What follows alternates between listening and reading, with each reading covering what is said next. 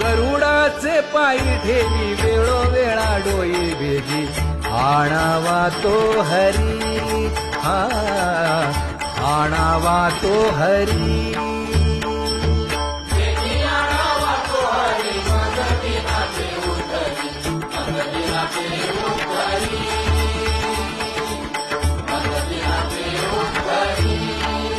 पाय लक्ष्मीच्या हाती म्हणून यावे काकुलती तुका म्हणे शेषा जागे करा ऋषिकेशा वेगी आणावा तो हरी मज दिनाचे उद्धरी मज दिनाचे उद्धरी